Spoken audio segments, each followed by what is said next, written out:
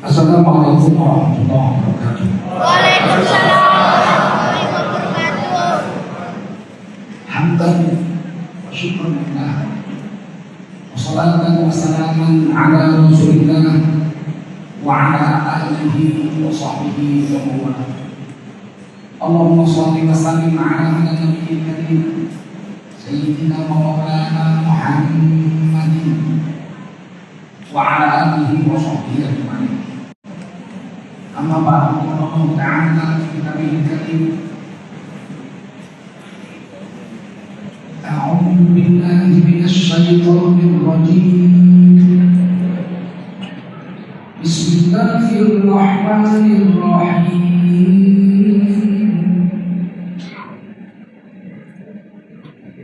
Ma kana Muhammadun aba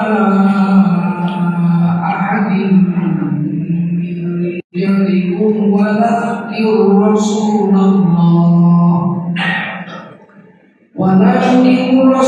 اللَّهِ وَخَاتَمَ النَّبِيِّينَ وَكَانَ اللَّهُ بِكُلِّ شَيْءٍ عَلِيمًا. يَا أَيُّهَا الَّذِينَ آمَنُوا اذْكُرُوا اللَّهَ ذِكْرًا كثيرا وسبحوه بكرة وأصيلا. قال رسول الله صلى الله عليه وسلم من خرج في طلب العلم فهو في سبيل الله حتى يرجع. Bagi dan Rasulullah sabda, siapa keluar untuk mendapatkan ilmu, orang itu adalah orang yang berjihad fisabilillah sampai yang kembali ke tempatnya. Mudah-mudahan kita semua mendapatkan pahala jihad dari Allah SWT. Shadaqa Rasulun Nabiyyul Karim. Nahnu ala dzalika minasyahidin wasyakirin. Tuhan nelpon tadi, Pak. Alhamdulillah. Tadi nelpon tadi.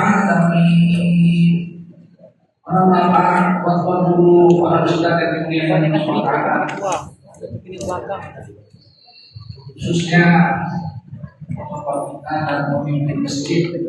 Cuman lah.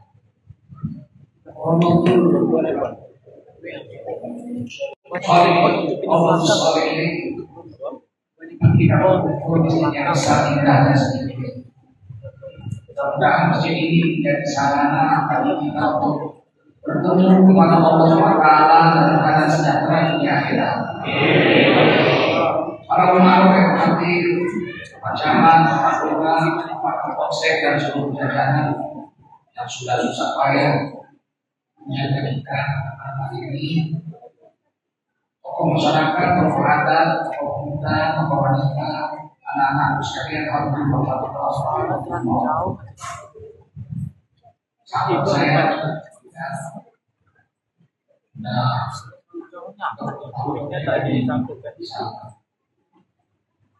Bapak Ibu saudara sekalian, wajib kita bersyukur pada Allah SWT. Salawat dan salam kita sampaikan kepada kita Rasulullah Sallallahu Alaihi Wasallam. Apa yang ingin saya sampaikan, kita itu harus paham bahwa hidup di dunia ini tidak lama. Harus kata tidak ada orang sekarang hidup umurnya sampai 200 tahun. Kalau orang umurnya panjang-panjang, Nabi Adam alaihissalam kita tokoh Islamiyah 100 tahun di surga, 950 tahun di bumi. Jadi umurnya 1050 tahun. Nabi Adam. Istri beliau Siti Hawa 950 tahun. Cicit beliau yang generasi ke-8 bukan main-main itu. Anaknya punya cicit ke-8 itu adalah Nabi Nuh alaihissalam. Umurnya sudah 150 tahun. Nabi Adam sempat jumpa dengan Nabi Nuh alaihissalam. Apakah itu benar kecil? Tapi Nabi Nuh menjadi nabi. Jumpa. Dan keturunan Nabi Adam itu dari Nabi Adam sampai Nabi Nuh itu semuanya bertauhid menyembah Allah SWT dan taat sama Allah. Tak ada kambing, Paling bawa muslim, ada itu kakak, kopi punya bapaknya. Dia lalu kakak tapi bukan tidak bukan dari Islam. Dosa besar tapi tidak bukan dari Islam. Tidak muslim karena dia tidak bapak dia masih di bawah. Dibunuhnya bapaknya karena cemburu. Syariat Nabi Adam itu kawin harus hilang. Yang kawin kembar, anak Nabi Adam itu kembar belah. 70 kali lahir kasih kawan. Ada yang bilang bahwa 100 kali melahirkan. Dalam kitab Islam yang 70 kali lahir. Yang mana ya? Oke.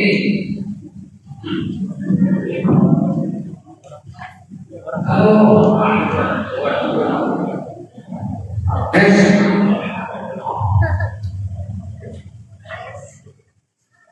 Jadi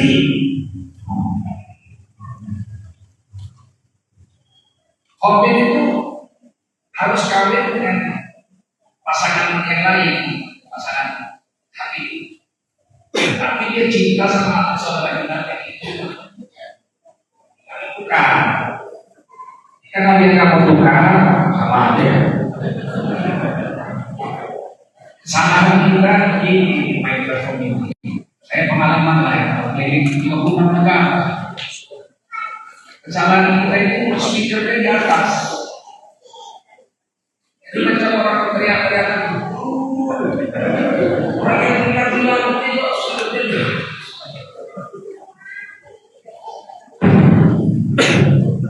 Di masjid nanti kalau masjid saya ini itu microphone di bawah. Karena yang dengarkan dulu dilatih, bacaan, ngaji dulu dilatih. Kalau colok itu dilatih, selatan dan kupingnya pas dengan minum sikat ini. Api di atas, sedangkan yang dengarkan dulu di atas. Kesalahan kita salah. Sampai lah misalnya ngomong yang berapa atas, cinta di atas. Tetapkan tambahan speaker di bawah sana. Misalnya satu di sana. Tambahkan nanti di masjid. Sudah saya tes, saya ini di masjid anggota ini. Tambah aja bukan speaker di bawah. Nah, kuping orang-orang mau dilatih. Orang dia mau nanti merah dari langsung. Dengan pertanyaan di atas itu jawabannya berapa kali? Paham? Udah guys. Udah ya, besok kita bisa kali selesai. Tes nanti kalau saya. Karena cemburu dari saudaranya, tapi dia bingung macam mana membuang mayat itu. Sempat 3 hari 3 malam dipikirnya rasanya. Sana sini takut ketahuan bapaknya lagi sama orang istri. Karena begini bagaimana caranya membuang jenazah. Karena di kisah ini kita tahu bahwa saudara ini Habil ini orang soleh.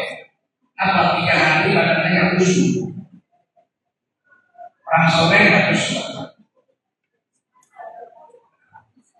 Orang hafal Quran badannya tidak busuk. Kalau kita orang bisa wali-wali Allah, apalagi nabi-nabi. Nabi-nabi kubur-kubur wali-wali tidak busuk.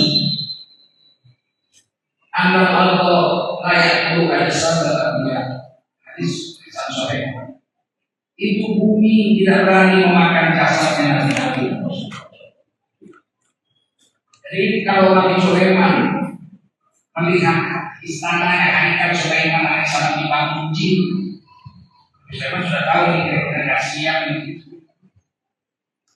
Kalau siap kamu nanti aku sudah keluar bapak. Maka Nabi Sulaiman memandori kerja jin yang bangun itu jin kafir. Kacapkan tongkatnya, kebahan di seluruh negara. Kemudian orang capek nyawa dan Nabi Sulaiman apa? Jin kata tahu Islam bertahun-tahun uji kerja Sulaiman siang malam memperhatikan kaki tidur udah wafat antara senyum sampai istana itu selesai, haikal Nabi Sulaiman selesai dibangun. Tongkat itu teropos dimakan layang, terjatuh dalam Nabi Sulaiman syukur. Barulah cinta aku kalau tahu dalam apa akan disiapkan. Nanti cinta, artinya Nabi Sulaiman itu bertahun-tahun wafat, badannya tidak bersyukur. Tongkat raja kalau dia dari bumi kan, tidak dari laki bersama dari kota.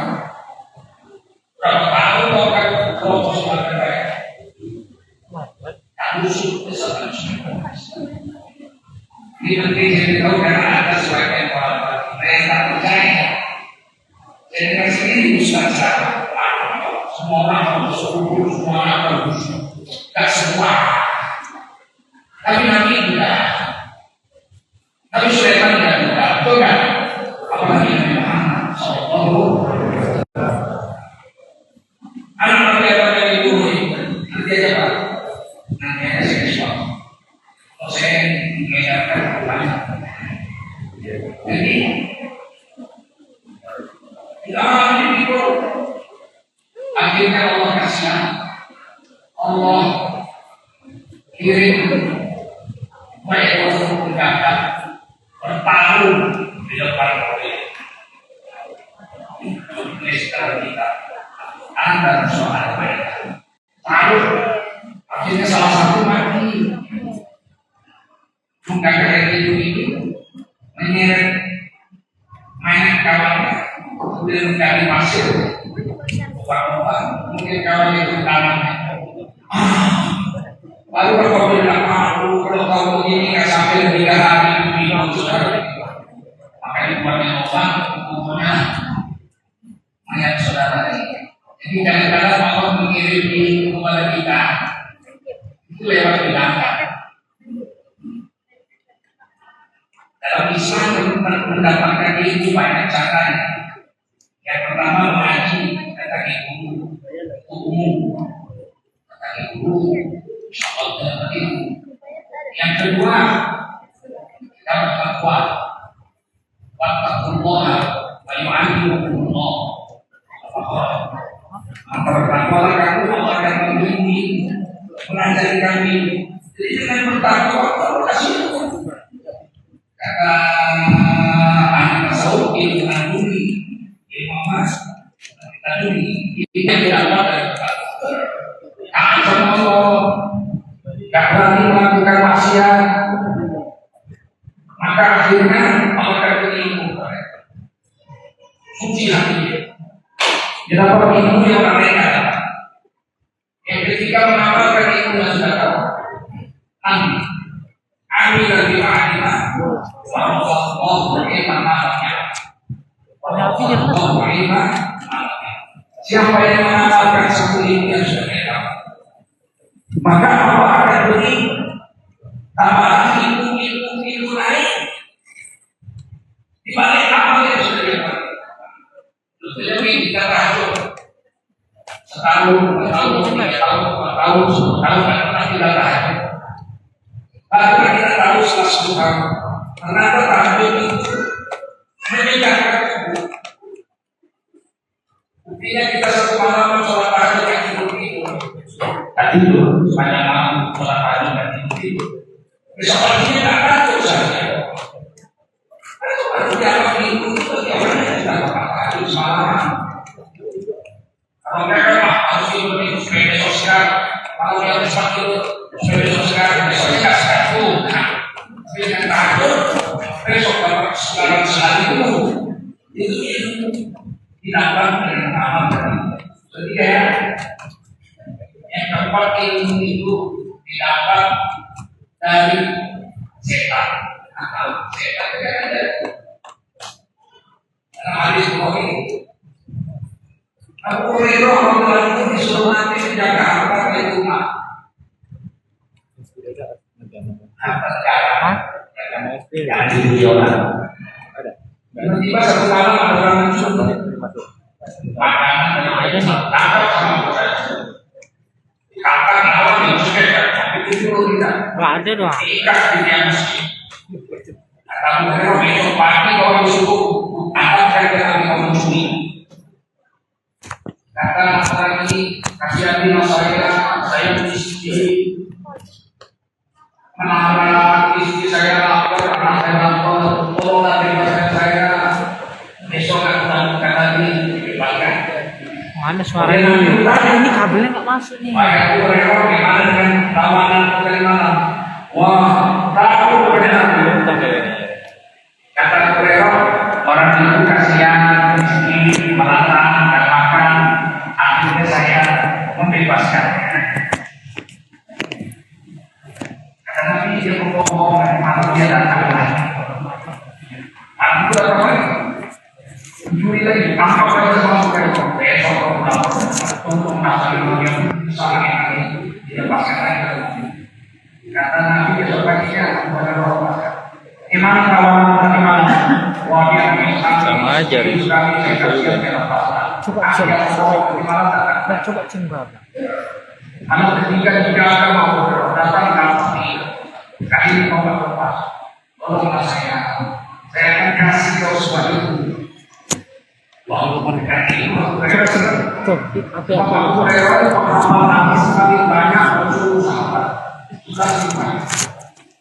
paling banyak beliau menghafal.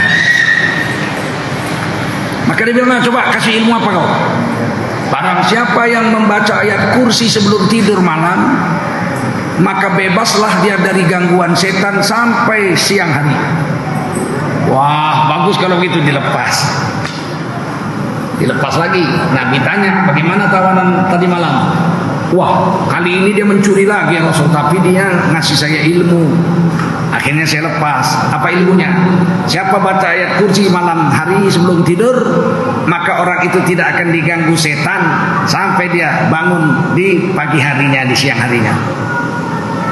Kata Nabi, tersenyum Nabi. Sebetulnya orang itu pembohong, tapi yang disampaikannya hari ini betul. Hadis Bukhari ini. Maka Nabi ditanya oleh Abu Hurairah, siapa sih dia? Ya Rasul, setan. Setan ngajarin juga ilmu. Nah yang kelima yang saya baca itu, bahwa binatang bisa mengajarkan kita ilmu. Inna fi khalqis samawati wal ard wa ikhtilafil laili wan nahar la ayatil liulil albab. Sesungguhnya pada kejadian langit dan bumi, pergantian malam dan siang, itu terdapat tanda-tanda kekuasaan Allah bagi orang yang berakal cerdas. Kita berapa banyak ilmu kita dapat dari binatang coba? Silat harimau, silat bangau, silat monyet, silat ular, dari mana dapat itu? Dari mana?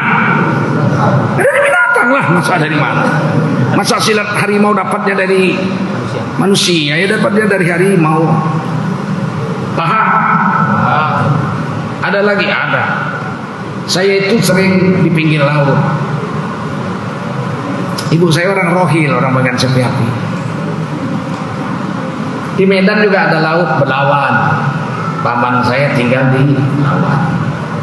Kadang-kadang saya datang duduk situ. Nelayan-nelayan pergi cari ikan. Tiba-tiba satu hari saya lihat angin kencang. Monyet-monyet sibuk loncat sana, loncat sini, loncat sana, loncat sini di pohon-pohon. Ribut monyet itu. Nelayan-nelayan yang sudah sampai pinggir laut balik lagi, dibawa lagi itu jaring-jaring. Pulang lagi semua. Saya bilang, iya. Kenapa kalian pulang? Bakal ada badai topan. Dari mana kalian tahu? Tuh monyet-monyet sudah sibuk. Jadi monyet-monyet sudah sibuk, monyet sudah tahu bakal ada badai. Dan burung-burung yang di tengah laut, burung-burung camar minggir semua ke darat. Jadi orang dapat ilmu dari binatang juga. Waktu Gunung Merapi mau meletus, Mbah Marijan, ingat Mbah Marijan? Itu binatang-binatang sudah turun dari gunung. Kan gunung itu hutan ya. Kancil, rusa, harimau hitam itu, macan hitam itu, kumbang, udah mulai berturunan.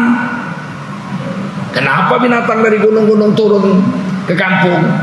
Karena gunungnya mau meletus. Siapa memberitahu itu? Allah. Jadi dia punya ilmu lebih tinggi dari kita. Nah, anak Nabi Adam itu satu aja lah yang cacat, dibunuhnya saudaranya, tapi dia tetap menyembah Allah. Namanya fasik. Apa namanya? Fasik, fasakot. Keluar dari aturan Allah, tapi tidak keluar dari agama Allah. Kalau orang keluar dari agama Allah, namanya murtad. Apa namanya? Murtad. Kalau keluar dari agama Allah, namanya murtad. Kalau keluar dari aturan Allah, namanya fasik, durhaka. Dia orang durhaka, tidak kafir dalam akidah Ahlussunnah wal Jamaah. Misalnya pemabuk, mabuk diminumnya tua, mabuk dia. Berdosakah dia? Betul berdosa karena dia melanggar hukum Allah, fasik. Kafirkah dia? Enggak. Kenapa? Karena dia tidak mengkafiri Allah sebagai Tuhannya dan tidak mengkafiri Nabi Muhammad sebagai Nabi. Contohnya, dia mabuk, dia datang di dalam sempoyongan. Ditanya sama kawannya, Din, apa? Kok kau sempoyongan? Mabuk. Ngaku dia. Mabuk apa kau? Minum tua. Ya gila kau, Din. Agamamu apa? Islam. Ya, Islam kok kau mabuk? Apa hukumnya mabuk? Gila kau. Ya haram lah, masa sunat muakkad. Berarti kan dia tidak mengkafiri agama, betul? Cuma dia langgar. Ya udah tahu kau haram kok kau buat. Susah kali aku. Covid-19 ini aku dipecat kerja, biniku lari pula, nggak makan pula aku, pening kepala aku, mabuklah aku. Apakah dia kafir? Tidak. Tapi dia durhaka. Sama dengan anak Nabi Adam tuh, dibunuhnya saudaranya. Kafirkah dia? Tidak. Tapi dia durhaka. Tapi sampai Nabi Nuh, generasi ke-8, orang mulai menyembah patung. Ini udah musyrik, mensyarikatkan Allah. Apa itu musyrik? Dia menyembah Allah, hari-hari lain dia menyembah selain Allah, itu musyrik. Disyarikatkan ya Allah, ada Tuhan selain Allah, ada sesembahan lain selain Allah, namanya musyrik. Orang musyrik kalau mati dalam keadaan musyrik gak sempat tobat, kekal selama-lamanya dalam neraka. Karena imannya batal. Imannya batal. Imannya batal. Jadi kalau dia tobat, dia mengucap syahadat lagi, dia balik lagi Islam. Tapi amal dia seumur hidup angus, dihitung nol. Sial betul. Sial betul.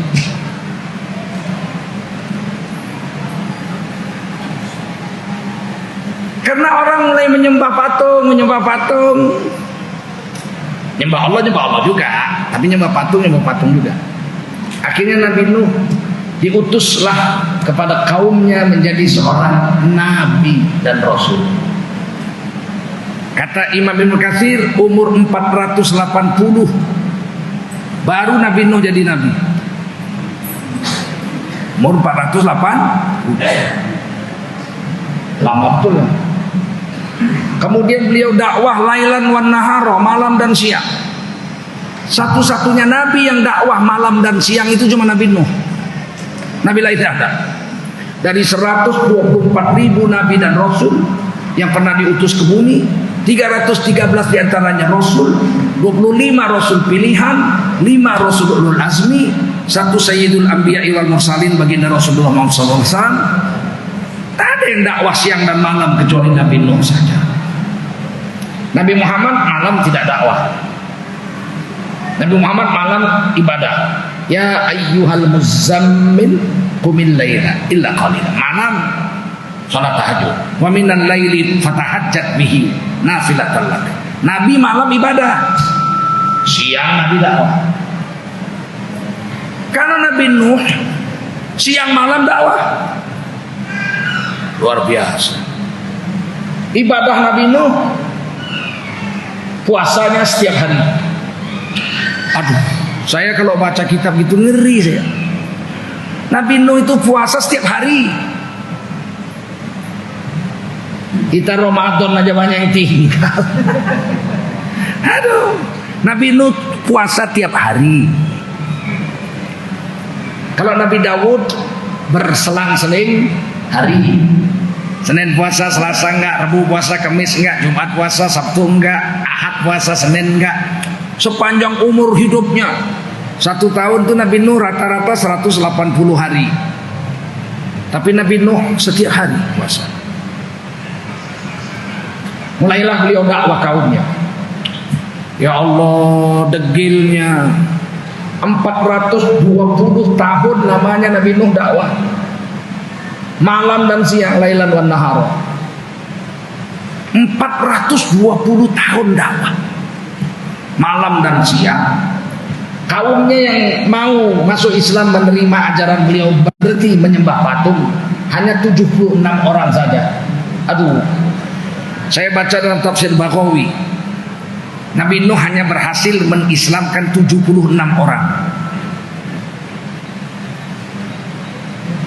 3 anaknya 4, Ham, Yafid, Sam, Kan'an kafir mati tenggelam.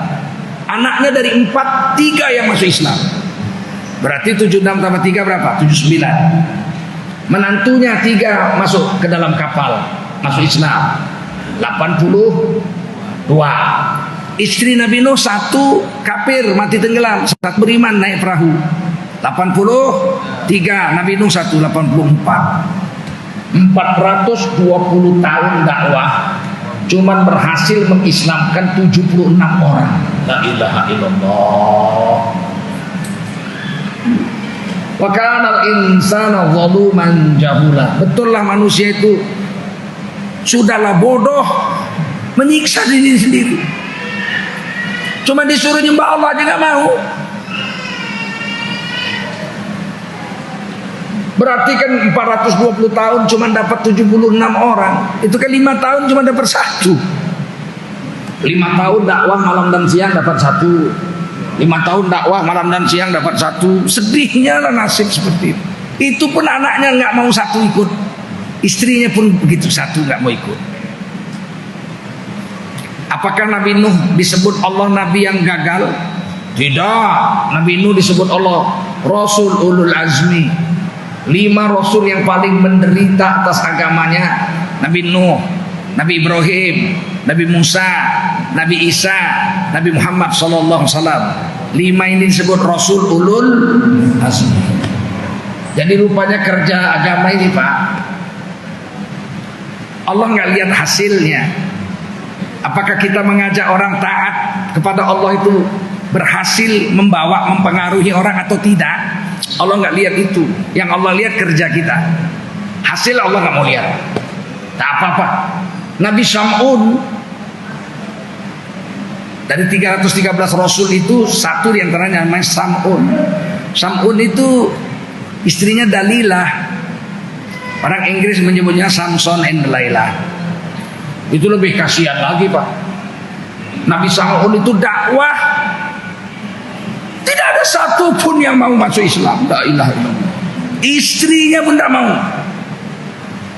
Mertuanya, bapak mamanya nggak ada yang mau. Sendiri aja. Badannya kuatnya bukan main. Akhirnya diserang sama Raja Palestina. Bunuh Sam'un. Kata Allah, lawan. Diambilnya rahang onta. Ada rahang onta tergeletak diambilnya. Pakai rahang onta itulah dia perang. 1.500 tentara Palestina lawan dia sendiri. Mati semua 1.500 itu. Tak ada satu pun yang hidup. Sendiri. Satu hari Nabi melihat ke langit. Beberapa sahabat duduk dekat Nabi. Tiba-tiba Nabi tersenyum. Lihat langit, Nabi senyum. Langsung sahabat-sahabat bertanya, kenapa tersenyum ya Rasul? Kata Nabi, diperlihatkan di mataku suasana hari setelah hari kiamat. Maka aku melihat seorang Nabi memikul senjatanya rahang onta, dan beliau lenggang kangkung masuk surga sendirian. Tak ada satupun orang mau mengikuti dakwah. Tidak disebut Sam'un Nabi yang gagal, tapi beliau masuk salah satu Rasul dari 313 Rasul yang ada. Oleh karena itu Bapak-bapak, saya ingin sampaikan, waktu kita ini singkat kali. Nabi Ibrahim 200 tahun, Nabi Nuh 950 tahun, Nabi Adam 1050 tahun, Nabi Muhammad 63 tahun. Pendek betul. Kata Nabi, umur umatku seperti umurku. Ma baina sittin wa sab'in, antara 60-70 tahun saja. Kita ini umat Nabi Muhammad, umur kita sekitar 60-70 tahun saja. Jangan Bapak mimpi mau hidup umur 120 tahun. Saya saja pikir-pikir, hampir 60 saya. Saya pikir-pikir, saya rasa dapat aja 60 tahun syukur alhamdulillah. Kalau dipanjangkan 60 tahun lagi, malas saya itu. Terlalu lama. Susah orang saya bikin. Sakit awak di bopong-bopong orang, lebih baik cepat mati aja lah. Terlalu lama. 60 tahun saya rasa sudah lama betul saya hidup. Tidak mau saya doa, ya Allah panjangkan umurku, nggak mau saya. Terlalu lama. Kalaupun dipanjangkan Allah umur kita sampai 80, nggak bisa lagi kita ibadah. Di kerjaan orang, berak di tempat tidur, kencing tempat tidur, nusak-nusakkan orang aja. Kutanyalah dulu yang hadirin, coba tunjuk tangan umur 90, ada nggak? Satu pun tak ada. Begini banyak orang. Turunkan, siapa yang umur 80? Satu pun tak ada. Umur 70? Satu pun tak ada. Hajablah hidupnya. Kalaupun umur kita ditambah Allah jadi 80, saya takut sudah gak bisa ibadah lagi kita umur 80. Kuping udah peka, tenaga udah lemah. Ada tetangga saya umur 80 masih sehat, badannya masih sehat. Tobat dia. Jahatlah, jahat. Berjudi, berzina, macam-macam lah. Mabuk. Tobat. Tahu juga dia mau mati, kawannya udah diem semua. Dia bilang saya mau tobat saya. Kawanku udah mati semua. Akhirnya dia datanglah ke masjid, mulailah ngaji-ngaji. Diajarlah sama guru ngaji. Doa kunut. Kata gurunya, dengar Pak. Iya, ikuti. Allahumma hdini fi man hadait, kata gurunya. Diam dia. Ayo Pak, diikuti omongan saya. Allahumma hdini fi man hadait. Kuat guru. Allahumma hdini fi man hadait. Kopi pahit.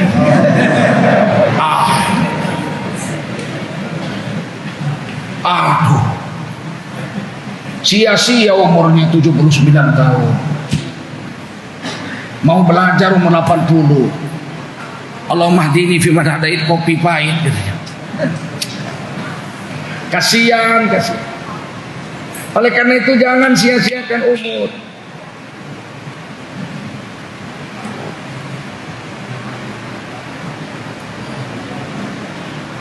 Ini dunia lahun, menipu,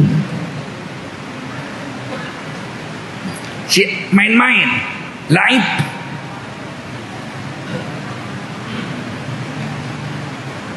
Membuat lalai, lahun, dan menipu dunia ini. Kalau saya mengatakan dunia ini seperti nonton film Tarzan. Dulu saya masih kecil-kecil nonton, Pak. Tapi setelah saya kenal agama, tahun 88 saya ikut jemaah tabligh, nggak mau lagi saya nonton. Dulu saya kalau nonton bioskop gratis, Pak. Dari jam 11 pagi sampai jam 1 malam itu filmnya 5, Pak. Di Astana Theater itu saya nonton gratis. Hari Ahad saya dari pagi sampai malam di bioskop aja nonton gratis. Nggak ada yang berani minta tiket sama saya. Masih kecil saya. Tapi yang berkesan saya nonton film Tarzan. Ternyata hidup ini seperti nonton film Tarzan. Ada kapal capung, penumpangnya cuman pilot sama 2 orang laki-laki perempuan suami istri bawa anak bayi. Naik di hutan Afrika, jatuh kapal terbangnya. Pilotnya mati, suami istri itu mati, anak bayinya nangis-nangis, diambil monyet. Anak bayi itu diambil gorila, disusukan gorila, hidup mulai merangkak, mulailah Tarzan jalan-jalan, lama-lama Tarzan dewasa, bergantung di akar-akar. Wow, udah besar Tarzan, raja hutan. Kemudian datang orang dari Inggris, satu kapal besar meneliti gajah, meneliti tumbuh-tumbuhan. Kebetulan profesor ini bawa anak buahnya, bawa perempuan namanya Jane, anak profesor ini. Terus tersesat-sesat di hutan, jumpa Tarzan, ditolong sama Tarzan, akhirnya jatuh cinta. Akhirnya Tarzan mulai belajar ngomong. Ingat dia sama-sama mama bapaknya itu. Akhirnya Tarzan dibawa ke Inggris. Sampai Inggris Tarzan kawin dengan Jane, kawin. Wah, Tarzan udah kawin. Gak lama Tarzan punya anak. Anaknya ganteng besar, diajari naik kuda, diajari berantem, bang hebat lah. Kemudian Tarzan tua, kemudian Tarzan bungku, kemudian Tarzan mati. Dikubur lah, the end, filmnya tamat. Tarzan meninggal di London tanggal segini, tahun segini. Habis film. 4 keturunan 2 jam aja, Pak. Dari mulai bapaknya Tarzan mati, mamanya Tarzan mati, terus dia dipelihara monyet, terus dia mulai besar, terus dia kawin, terus dia punya anak, anaknya punya cucu. 4 keturunan 2 jam habis ceritanya. Kita hidup seperti itu, Pak. Kayaknya kemarin baru lahir, kemudian kita agak besar, kemudian sekolah SD, tamat SD, masuk SMP, masih ingat, dari SMP tamat SMA, terus kuliah, terus jadi sarjana, terus kerja, gini, tiba-tiba pensiun, tiba-tiba tua, tiba-tiba mati. Anak kita kawinkan, cucu kita kawin, 4 keturunan. Seperti nonton film Tarzan. Wa mal hayatud dunya illa mata'ul ghurur. Adalah perhiasan dunia, kehidupan dunia ini hanya perhiasan yang menipu, perhiasan palsu. Nggak ada yang hebat dunia ini. Alangkah bodohnya kalau kita ketipu sama dunia. Dan saya sudah tua, jenggot saya sudah putih. Saya sudah pernah tidur di hotel 1 malam 15 juta, udah nggak berani saya tidur di tempat tidur, mati awak gawat juga. Tidur di kursinya aja enak, tidur apalagi di. Pernah diajak tidur di hotel bintang 7. Yang aku tahu bintang 7 bersakit kepala gitu. Ada pula hotel bintang 7 1 malam 150 juta biayanya. Nggak mau, aku malu, aku bibiku belum punya rumah, aku tidur 2 malam 300 juta, nggak mau. Kata apa sih hebat ini hotel? Katanya kalau kita tidur dibuka jendela nampak ikan-ikan berenang. Berarti hotelnya di bawah air, di bawah laut. Saya bilang di bagian si api-api banyak ikan macam gitu. Ini perhiasan menipu saja. Kalau aku punya Honda, alangkah senangnya aku naik Honda daripada naik sepeda berkeringat-keringat. Enaknya naik Honda tuh 3 hari aja. Habis itu hujan, kena hujan, diciprat orang. Aduh, alangkah bahagianya kalau aku punya mobil. Daihatsu pun jadilah. Oh, pasti hidupku akan bahagia. Punya mobil Daihatsu. Masuk jalan tol, ketinggalan sama mobil orang. Aduh, kalaulah bisa aku punya Toyota. Alangkah bahagianya hidupku. Punya Toyota 3 hari aja itu. Lewat Mercy. Wah, alangkah bahagianya kalau punya Mercy. Punya Mercy. Kalau bahagianya aku kalau punya helikopter. Tak ada yang di dunia, percaya apa? Dunia ini makin dipegang manusia makin tidak berharga. Kita beli jam tangan Rolex, harganya 30 juta.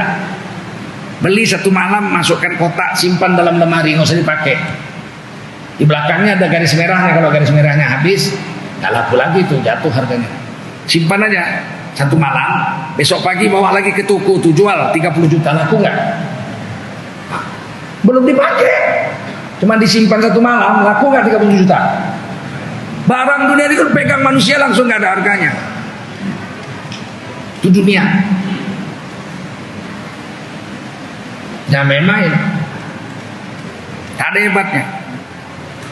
Apalagi kita pegang 30 tahun. Dulu saya SMP, mobil Mercedes yang paling mahal itu 202S. Oh ma, kalau punya itu dibanting 30 meter dengar suara pintu bantingan itu. Nengok orang. Mercedes dipijak pun nggak apa-apa itu. Batang itu baja. Bukan main kalau udah punya itu, banting pintu, brak, jalannya begini tuh macam koboi menang perang. Awannya sepeda, dia Mercy. Dekat-dekat aja waduh sin, hehehe, nanti lecet ini. Nggak ada duit kau mengecetnya kalau lecet. Mak hebatnya waktu itu. Build-up belum bisa dibikin di Indonesia, dari Jerman dibawa bulat-bulat, setior kiri dulu buat Jerman. Bangga bukan main. 30 tahun kemudian masih naik itu juga, tapi sudah mandu dia. Nutup pintunya pun pelan-pelan. Takut dibanting lepas. Pelan-pelan nutup. Kita tengok gitu. Dia lihat kita nengok, dia nutup pintu, dia bilang apa? Maklum Pak, mobil tua. 30 tahun yang lalu. Sekarang cik macam koboi kalah perang. Itulah harga dunia. 30 tahun aja nggak berharga lagi tuh Mercy-nya itu. Setior kiri, masuk jalan tol, terpaksa turun, bayarnya nggak sampai tangan.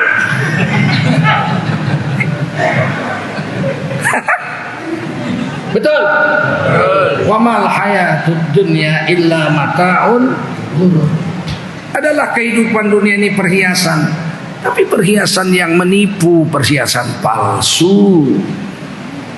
Walal akhiratu khairul laka minal ula.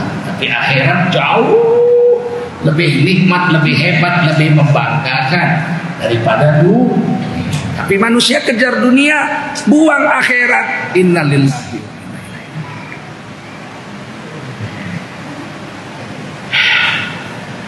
Orang pikir dunia ini hebat betul. Tak hebat. Percayalah. Saya sudah keliling 36 negara, sama aja. Pantai di Amerika dengan pantai di bagian api-api sama. Sama, airnya asin, ya enggak? Ada pasir-pasir, ya kan? Ada pohon-pohon bakau, ada pohon kelapa, sama. Pantai di Bali, pantai di Lombok, pantai di Australia, pantai di Padang, sama aja. Nggak ada bedanya Pak. Orang bangga aja, saya sudah ke Bali, saya sudah ke pantai Hawaii. Sama aja. Percaya nggak? Ya. Tidur di hotel yang mahal 150 juta. Kalau memang jiwanya sedang keruh, tak bisa tidur Pak.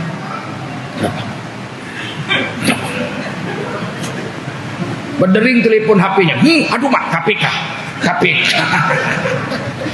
Nggak bisa tidur di hotel bintang 7 Pak.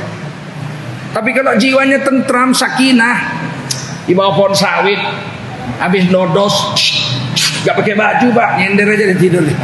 Ular kobra di sebelahnya nengok.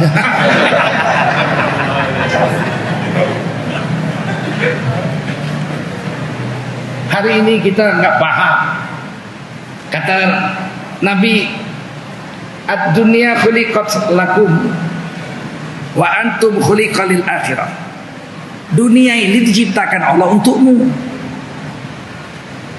tapi kamu diciptakan bukan untuk dunia ini. Kamu diciptakan Allah untuk akhirat. Dunia ini untukmu. Kita boleh bikin apa aja di dunia ini. Semua anak buah kita, ayam kita mau potong, lembu mau kita potong, mau kita makan, oke aja, betul? Mau punya bini 1, 2, 3, 4, oke aja. Dunia kita punya, kita khalifah. Wa huwallazi ja'alakum khalaifal ard. Kamu telah Allah jadikan kamu semua orang beriman menjadi para khalifahnya di atas bumi ini. Kita penguasa bumi. Tapi bumi diciptakan untuk kita. Kita tak diciptakan untuk bumi. Kita bukan untuk dunia ini. Rugilah kalau kita diciptakan untuk dunia ini, 60 tahun kita mati. Di akhirat selama-lamanya kan rugi gitu. Betul? Jadi presiden 10 tahun ya jadi presidennya enggak. Itu pun kalau periode kedua jujur, kalau nipu. Betul? Nggak ada orang jadi presiden seumur hidup. Bung Karno melantik dirinya jadi presiden Republik Indonesia seumur hidup. Tidak punya wakil karena Bung Hatta mengundurkan diri. Ketika Bung Karno menarik PKI masuk ke dalam kabinet gotong royong, masuk PKI jadi menteri di NID dengan nyoto. Bung Hatta berhenti, gak mau saya gak mau kerja sama PKI komunis, ateis, gak mau. Bung Hatta jadi dosen di Yogyakarta di UGM. Bung Karno jadi presiden sendirian. Tahun 1959 dibubarkannya MPR, konstituante MPR dibubarkan Bung Karno, dekret 5 Juli 1959. Terus Bung Karno mengangkat diri jadi presiden seumur hidup. Seumur hidup sendiri, nggak punya wakil, nggak punya MPR. Jatuh juga, betul? Jatuh juga, betul? Dunia yang gitu.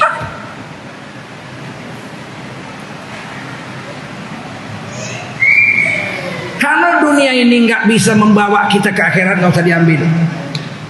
Ini pesan. Kalau dunia ini nggak bisa membawa kita ke akhirat, tak usah diambil. Makan. Kalau makanan ini menyebabkan kita bahaya di akhirat, tak usah makan. Ukurannya akhirat, karena kita untuk wa antum khuliqal lil akhirah. Kamu untuk akhirat. Ukuran kita hanya akhirat. 3 hari kita hilang di hutan, naik kapal terbang jatuh, wah, mati semua. Yang hidup cuma kita sendiri. Jalan 3 hari kemudian jumpa kampung. Bawa orang kampung, bapak dari mana? Saya dari hutan. Kapal terbang jatuh. Oh iya, kami dengar ada itu meledak pun. Oh iya. Mati semua Pak, kecuali saya yang hidup. Ini KTP saya, Jakarta ini nama saya. Dibawalah ke rumah kepala desa. Ada orang Jakarta selamat naik kapal terbang, 1 orang, yang lain mati semua. Ditanya kepala desa, sehat, cuma lapar, dia bukan main 3 hari nggak makan. Diambil kepala desa lah nasi sepiring, dikasihnya semangkok kari daging. Nah, makanlah ini kari daging sama nasi. Waktu dia mau makan dia tanya kepala desa, apa? Ini kari apa? Kari anjing. Hah? Apa? Kari anjing. Dia bilang apa? Apa kepala desa, saya orang Islam, nggak boleh makan kari anjing. Kalau gitu kau makan apa? Biar aku makan nasi putih saja sama garam sama kecap daripada makan kanji. Ini orang yang mengerti hakikatnya dia hidup di dunia. Kata kepala desa, udah 3 hari nggak makan, sekali-sekali bolehlah kau makan kari anjing. Ini udah diiriskan biniku ini sayur kol, jadi kari kambing campur sayur kol. Tapi apa dibilang dia? Tidak Pak, saya biar makan nasi putih sama garam saja daripada saya makan kari anjing. Ini orang mengerti hidup ini bahwasanya ukurannya bukan dunia tapi ukurannya apa? Hukumannya ukurannya akhirat. Hari ini yang kita lupakan. Kita pikir hebat kali dunia ini. Hari ini orang berani melanggar hukum agama demi kehidupannya di dunia yang bodohnya cuma 60 tahun 70 tahun aja. Sehingga dia menghalalkan segala cara untuk kehidupan dunianya. Sampai berani menuduh Allah. Udahlah Pak, kita makan yang halal aja, diamlah kau. Yang haram aja payahnya bukan main dapat, apalagi yang halal. Iya, dia menghina Allah. Kata Allah, makan yang halal lagi baik. Kulu mimma fil ardi halalan thayyiban. Kau makanlah yang di dunia ini yang baik, yang halal lagi baik. Dia bilang apa? Kau cerita halal, yang haram aja udah nggak dapatku. Payahnya bukan main cari yang haram. Ngapain pula aku mati-matian cari yang halal? Ini orang menghina Allah ini. Betul? Padahal kita sabar sedikit. Sabar sedikit. 60-70 tahun sabar aman. Nggak sabar.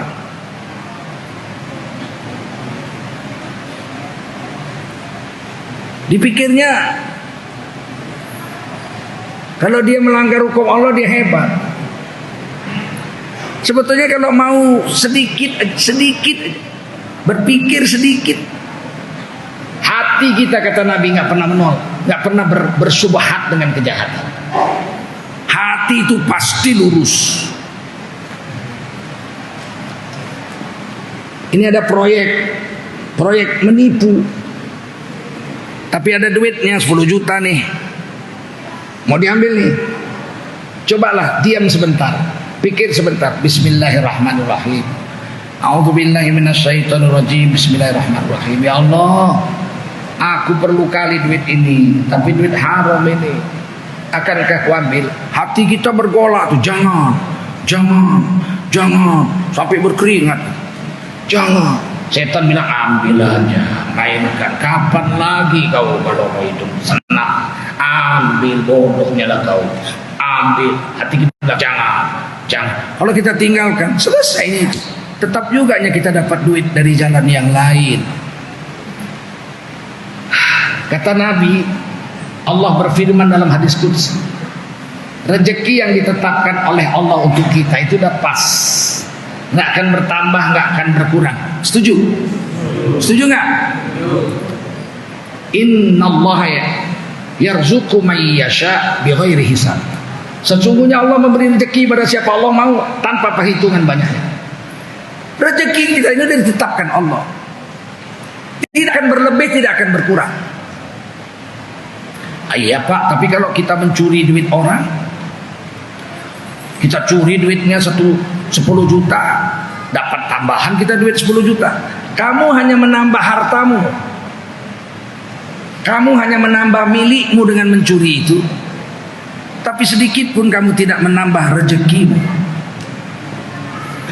Sebab rezeki tidak mesti milik kita. Dan berapa banyak milik kita bukan rezeki kita. Nah, itu harus diyakinkan. Yang dijamin oleh Allah rezeki. Milik nggak dijamin. Rezeki dijamin. Berapa banyak orang kaya, duitnya banyak, hartanya banyak, tapi rezekinya sedikit. Duitnya 100 miliar, duit semua banyak nggak? 100 miliar, duit semua banyak nggak? Miliknya, deposito miliknya. Banyak itu, aku aja seumur hidup nggak pernah lihat duit 1 miliar. Begini kondangnya terkucurkan air. Duit 1 miliar gak pernah lihat, apalagi klien. Coba tunjuk tangan yang pernah lihat duit 1 miliar coba. Dia punya 100 miliar. Kaya apa enggak?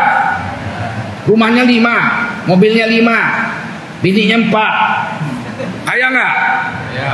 Tapi ditetapkan Allah rezekinya sedikit. Meskipun milik dan hartanya banyak, kata Allah rezekimu sedikit. Kena stroke, bengkok gini. Habis, tidak ada manfaat apa-apa hartanya. Tak ada manfaat apa-apa hartanya. Pagi-pagi datang pembantunya, Wagiem namanya. Selamat pagi tuan, kata Wagiem. Dia bilang, selamat pagi ya. Iya, saya tuan. Pagi ini saya kepingin makan sup buntut. Apa kata Wagiem? Sup buntut. Tuan kalau makan sup buntut langsung jiun. Apa jiun? Innalillahi wa inna ilaihi raji'un. Udah stroke kok makan sup buntut. Mulai diam dia. Kalau begitu ya bikinkan saya sup kepiting. Aduh mak, udah stroke makan sup kepiting, langsung game over. Mulai nangis ya. Nangis. Kalau begitu aku bikinkan kolak pisang yang manis pakai gula merah ya. Nggak bisa tuan, kan diabetes. Pecah tangisnya. Kalau begitu aku jadi orang miskin aja ya. Kue masakkan ikan asin, mana bisa tuan, kan darah tinggi. Ya Allah, duit 100 miliar ikan asin pun nggak boleh dimakan. Kasiannya. Terus dia bilang, udah kalau gitu aku mati aja ya, nggak usah makan aku. Kata Wagiem, tenang Tuhan, saya sudah belajar makanan sehat untuk orang stroke. Setengah jam jadi. Setengah jam datanglah, ini dia makanan untuk orang stroke. Ditengoknya, bubur di blender, pakai rebus bayam, tak pakai garam, persis unta kucing. Tengokin, aduh. Mau makan, kalau enggak mati tuh. Dimakankanlah sama istri yang keempat. Badan macam gitar listrik. 7 kali lebih cantik dari Syahrini. Nikita nggak masuk kelas, masuk. Itu pun nggak bisa suap sendiri, bengkok. Disuapkan bininya meleleh-leleh. Bininya begitu cantik, jangankan dipakainya, dipegangnya nggak nyampe. Biar kita tahu bahwa rezeki itu belum tentu milik kita. Paham? Milik kita pun belum tentu rezeki kita.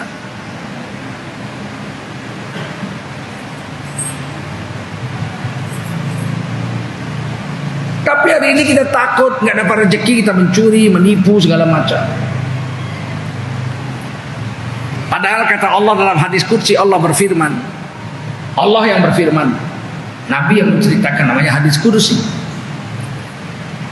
Anna nafsan lan tamut hatta tastakmila rizqaha. Itu nyawa orang tidak akan dicabut malaikat maut sampai seluruh rezeki yang ditetapkan Allah untuk dia habis diambilnya semua, baru malaikat maut datang. Idza jaa ajaluhu la yastakhiruna sa'ah wa la yastaqdimun. Kalau ajal datang, sedetik nggak bisa dicepatkan, sedetik nggak bisa dilambatkan. Masalahnya kenapa kita masih hidup sekarang, belum mati? Ada yang bilang karena saya masih muda. Berapa banyak orang baru lahir mati? Mati. Oh, saya belum mati karena saya masih muda. Yang baru lahir mati banyak. Yang sudah umur 80 tahun nggak mati juga banyak. Sampai masuk rumah sakit, stroke, nggak bisa makan, nggak bisa duduk, nggak mati-mati. dipasang selang dari hidungnya, makan dari hidungnya, nggak mati-mati. 2 tahun begitu aja rumah sakit. Udah habis 7 lembu dijual anaknya untuk biaya dia. Akhirnya anaknya musyawarah, panggil dukun. Pak dukun, tolonglah obati bapak kami. Kami sudah ikhlas pak, sudah ikhlas. Biar mati maksudnya. Anak kurang ajar. Datang dukun, diambil batang kelor, disabetnya, cepret, cepret, kejang-kejang bapaknya. Tuhan, itu setannya itu kesakitan. Kok setannya kau pun kalau aku sabet kesakitan. Pulanglah dukunnya, mati, barulah mati. Siapa yang mati? Dukunnya yang mati. Apa kita pikir nyawa itu bisa mati dengan dipukul batang kelor? Malaikat maut saja tidak bisa mencabut nyawa satu orang kalau rezekinya belum habis dimakannya semua. Kalau masih ada ikan 1 ekor di laut Cina Selatan sana, ditulis malaikat Mikail, Tengku Zulkarnain, siapapun gak bisa menangkap ikan itu melainkan untuk saya. Dan saya tidak akan mati sebelum menghabiskan ikan itu. Ditangkap di laut Cina Selatan, dibawa ke Pulau 7, dibawa ke Pekanbaru, dibawa ke Dumai. Entah siapa yang nangkap, entah siapa yang menjual, dibeli sama orang, dipotong, disambal. Untuk saya besok pagi sarapan pagi. Saya nggak beli, saya nggak nangkap, masaknya pun bukan saya, tapi saya yang makan. Selesai saya makan, datang malaikat maut. Tentunya nama wassalam. Nah, ini makananmu terakhir, cabut. Tak bisa ngelak gitu. Paham? Nggak bisa ditangkap ikan itu kecuali memang jalurnya untuk saya. Saya tinggal di Jakarta. Ikan itu ditangkap Pulau Natuna, terus dijual di Dumai, diambil sama orang, dibeli, dimasak, makan. Saya yang makan besok pagi. Pas saya di sini. Coba bayangkan. Makanya jengkel aku sama menteri Indonesia bilang, waktu nelayan Cina mencuri ikan di laut kita Natuna, koran-koran ribut, media sosial ribut, Cina mencuri ikan kita. Enak aja menteri itu bilang, nelayan Cina bukan mencuri ikan kita, dia menangkap ikannya yang lari ke laut kita. Memang menteri suntur. Dari mana pula dia tahu itu ikan Cina? Rusak. Nah, sekarang saya tanya, untuk apakah kita hidup? Untuk akhirat. Dunia ini kalau dapat alhamdulillah, nggak dapat jangan mencuri, jangan menipu. Itu aja. Sekarang kita jalankan dulu kota amal. Caranya begini. Memberi tidak memberi, masukkan tangan ke situ. Bismillah ya Allah, ini 10 juta nih. Padahal nggak ada, belum ada. Kalau ada 10 juta, ini belum ada. Bismillah 10 juta, kosong aja nggak apa-apa. Dia dapat pahala sedekah 10 juta rupiah di sisi Allah SWT. Sebab sedekah itu dibayar sebesar niatnya. Kalau dia jadi masukkan duit 50.000, stop dulu Pak. Kenapa? Aku mau ambil baliknya. 50 kebanyakan. Diambilnya 30 kembaliannya. Dia dibayar 700 kali lipat dari yang disedekahkannya. Masukkan 100.000 dulu Pak, gua ambil dulu baliknya 70. Oke, panitia jangan pura-pura lupa, udah masuk kamu beli lagi. Biar aja diambilnya kembaliannya. Paham? Asal jangan masuk 50 pulang 200. Oke? Nah, kita jalankan. Salatullah salamullah ala toha Rasulillah. Salatullah salamullah ala yasin habibillah. Salatullah salamullah ala toha Rasulillah. Salatullah salamullah ala yasin habibillah. Tawassalna bi bismillah wa bil hadi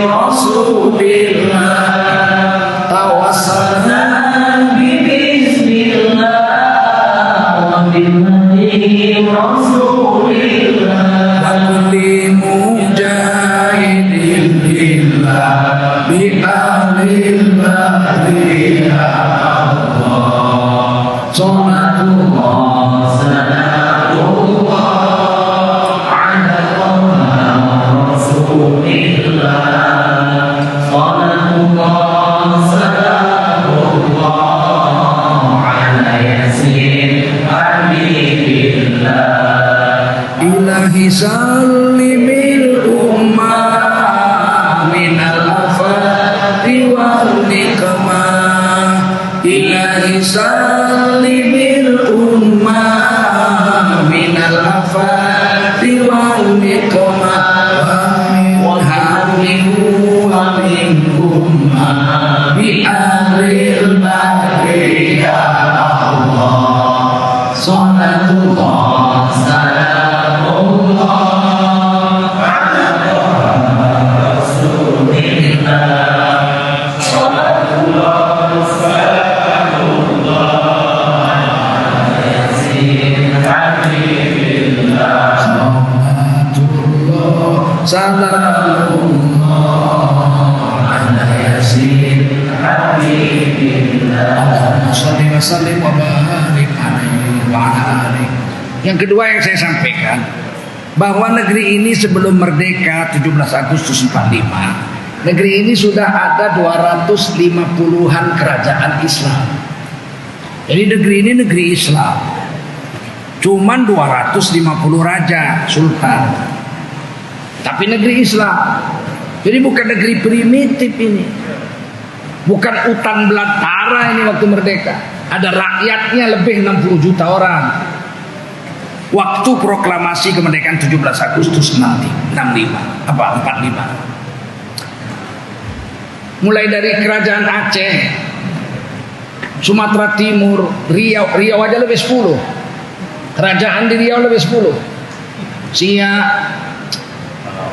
Pelalawan, Indragiri Hulu, itu Kampar, Rambah, Empat Koto, banyak, 10 lebih. Sumatera Timur 18,